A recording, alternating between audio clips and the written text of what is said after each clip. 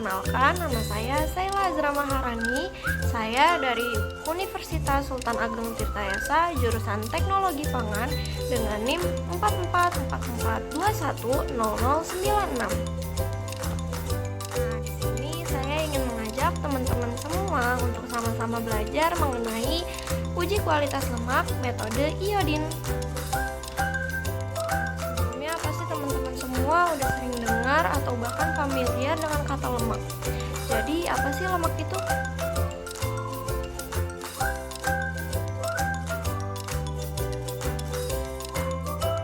Tapi jangan salah teman-teman, walaupun lemak dianggap dapat mengganggu penampilan dan bahkan dapat berbahaya bagi kesehatan, tetapi lemak tubuh juga diperlukan loh agar fungsi-fungsi pada tubuh kita dapat berjalan normal dan juga sehat. Jadi lemak itu merupakan salah satu golongan lipid, yaitu senyawa organik yang terdapat pada alam. Lemak itu tidak dapat larut dengan air, tapi dapat larut pada pelarut organik nonpolar.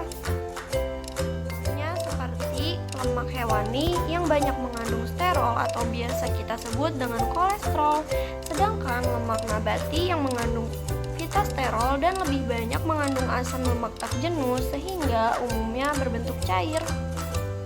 Tidak lain dan tidak bukan karena pada dasarnya lemak juga merupakan sumber energi yang lebih efektif dibandingkan dengan karbohidrat dan juga protein, di mana 1 gram lemak dapat menghasilkan 9 kilokalori, sedangkan karbohidrat dan protein hanya dapat menghasilkan 4 kilokalori per gram.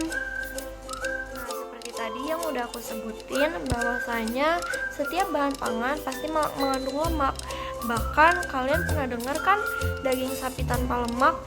Nah, daging sapi tanpa lemak juga sebenarnya mengandung 28% lemak yang memberikan kontribusi sebesar 77% dari kalori makanan. Sedangkan 51% lemak dalam cheddar cheese memberikan 73% kalori makanan. Nah, lemak pada bahan pangan apabila kita konsumsi maka akan memberikan rasa kenyang lebih lama karena lemak ini akan meninggalkan lambung secara lambat, yaitu sekitar 3,5 jam setelah dikonsumsi, tergantung dari ukuran dan komposisi makanan tersebut. Hal ini akan memperlambat pengosongan perut sehingga memperlambat juga timbulnya rasa lapar.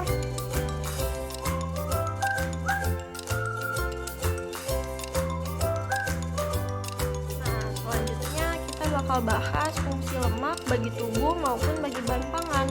Yang pertama, lemak itu berfungsi sebagai perlindungan bagi tubuh, di mana lemak ini penting untuk melindungi tubuh kita, seperti untuk mengatur suhu tubuh, melindungi kita dari hawa yang sangat panas maupun hawa yang sangat dingin. Nah, selanjutnya lemak juga berfungsi sebagai penyerap vitamin, di mana lemak berfungsi sebagai pengangkut vitamin A, D, E, K yang mudah larut dalam lemak.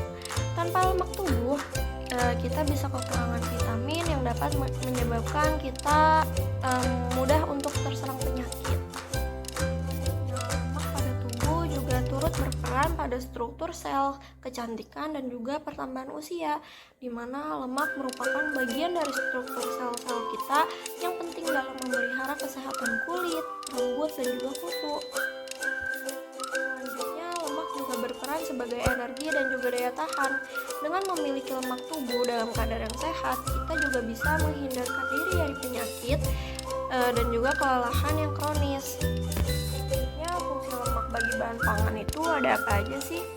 Yang pertama, lemak itu dapat berfungsi untuk mempercantik penampilan pada bahan pangan, di mana lemak ataupun minyak dapat mengubah tampilan makanan dengan menciptakan tekstur dan visual yang berkilat ataupun lembab. Kemudian, lemak juga dapat berperan sebagai emulsi. Lemak ataupun minyak merupakan komponen penting dalam kebanyakan emulsi. Emulsi merupakan penyebaran lemak atau minyak ke dalam air ataupun sebaliknya. Ada banyak emulsi dalam dunia kuliner, termasuk pada proses pembuatan saus salad, mayonnaise, kuah, dan juga saus keju. Emulsi menggunakan lemak menjadi cairan menghasilkan rasa dan kualitas serta tekstur yang unik. Kemudian lemak juga bisa bisa berperan sebagai perpindahan panas. Lemak juga menyediakan salah satu metode perpindahan panas yang paling efisien selama memasak. Contohnya pada saat kita menggoreng ikan, menggoreng ayam, atau menggoreng apapun pada bahan pangan, itu menggunakan lemak atau minyak, di mana minyak tersebut dapat menghantarkan panas terhadap bahan pangan yang kita masak agar menjadi matang. Karena tadi kita udah membahas seputar lemak dari definisi hingga fungsinya, sekarang kita akan membahas lebih lanjut tentang uji kualitas lemak. Uji kualitas lemak yang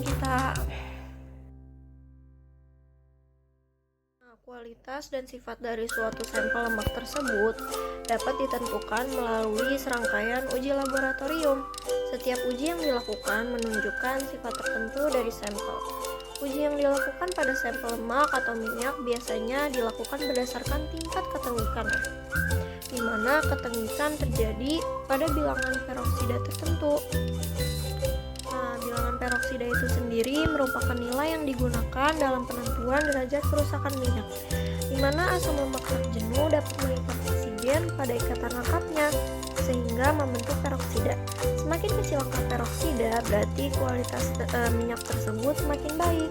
Peroksida dalam bahan pangan dapat menjadi racun dan menimbulkan bau tengik dan kerusakan loh, sehingga keberadaannya dapat dijadikan sebagai indikator ketengikan, terutama karena proses oksidasi. Nilai peroksida merupakan ukuran oksidasi dan nilai ketengikan dari pengaruh oksidasi. Berbicara mengenai bilangan peroksida, ada juga nih yang namanya bilangan asam. Tapi bilangan asam itu apa sih? Bilangan asam itu merupakan salah satu parameter yang juga untuk menentukan kualitas suatu minyak.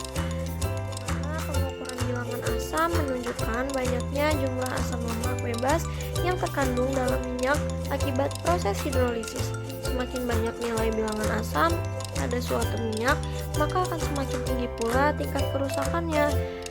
Lalu ada juga yang namanya bilangan iod, di mana bilangan iod ini dapat menyatakan derajat ketidakjenuhan minyak atau lemak. Semakin besar bilangan iodnya, maka semakin tinggi derajat ketidakjenuhannya, dan semakin tinggi pula kualitas minyak tersebut. Jadi jika bilangan iod dari minyak itu rendah, kolesterol dalam tubuh juga dapat meningkat.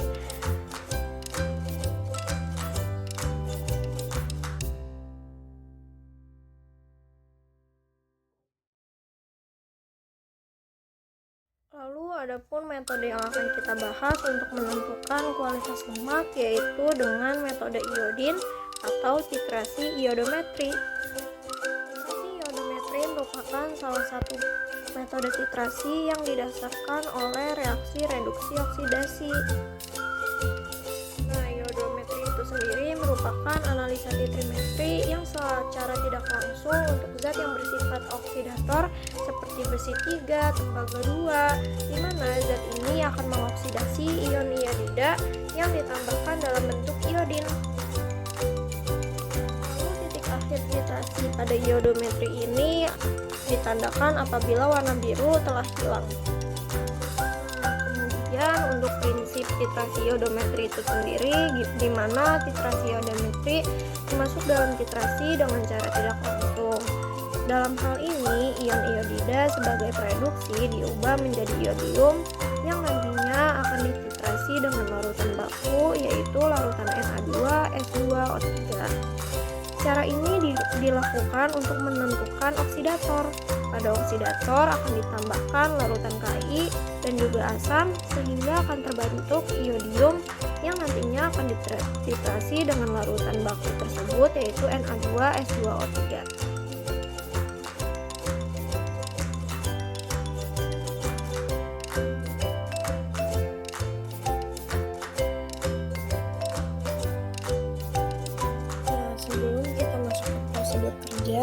Di sini sudah ada alat dan bahan yang akan digunakan pada saat melakukan titrasi. Yang pertama itu ada corong, Erlenmeyer, pipet ukur, gelas ukur, beker gelas, pipet tetes, pipet pump, alat titrasi, water neraca analitik, batang pengaduk, minyak baru, minyak jelantah, kloroform, asam asetat, KI jenuh, Aquades, amilum 1%, Na2S2O3, alkohol netral 95%, KOH 0,1%, dan indikator fenolftalein.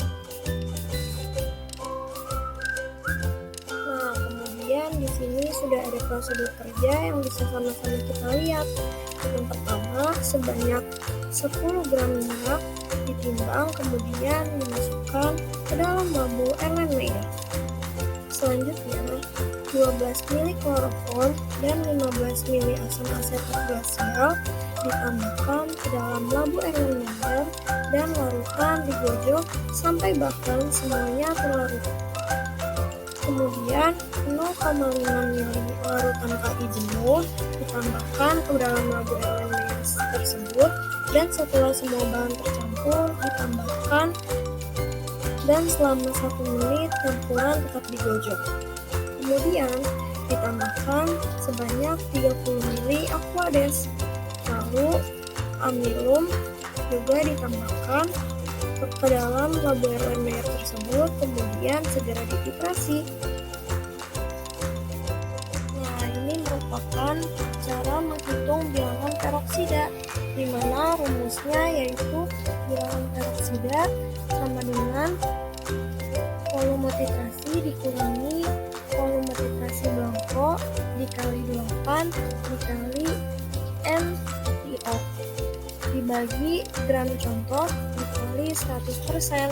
Di sini kita misalkan volume titrasinya itu sebanyak 21, lalu volume titrasi blankonya itu 0,2 mili dikali 8 dikali 0,02 mg per mili, lalu gram contohnya itu 10,0143 gram. Didapatkan hasil 33,23%. Adapun fungsi penambahan reagen pada proses titrasi yaitu di mana penambahan kloroform adalah sebagai pelarut. Dikarenakan minyak merupakan kelompok yang masuk pada golongan likid, maka sifat minyak yang tidak larut dalam air tapi dapat larut oleh pelarut organik non-polar, contohnya pada kloroform. Kemudian penambahan asam asetat karena alkali iodida akan bereaksi sempurna dalam larutan yang bersuasana asam. Selanjutnya, penambahan larutan KI jenuh yang berwujud cair berfungsi untuk membebaskan iodin yang ditandai oleh pembentukan warna kuning pada sampel yang akan terbentuk reaksi.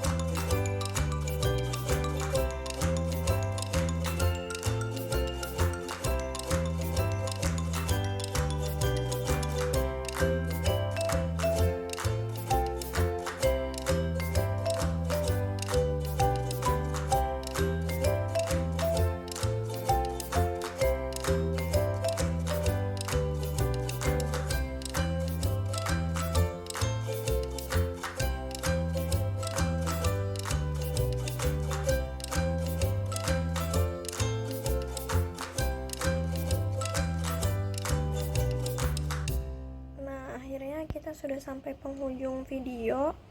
Sekian dari saya, kurang lebihnya mohon maaf. Semoga ilmu yang sudah saya bagikan dapat bermanfaat bagi kita semua. Mari kita sama-sama belajar dan terima kasih.